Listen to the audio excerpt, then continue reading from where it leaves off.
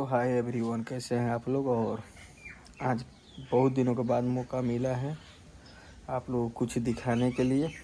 Dubai से आने के बाद टाइम नहीं मिल रहा था, काफ़ी काम बढ़ गया है घर पे। मैंने एक ले लिया कार, और कार के रखने के लिए ये सब बनवा रहा हूँ शेड।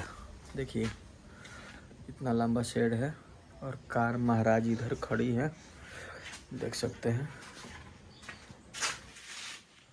यही है ईटीगा।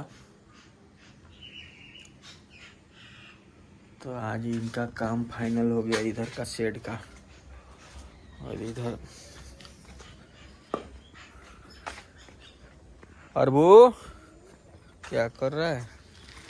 बुलेट महाराजा ने खड़ा है ना, रोड ढला गइल बा, आवे जाए खातिर अब पूरा प्रॉपर हो गइल बा, रेडी। पूरा काम रेडी बा। शेड बनल है कार रखे खातिर।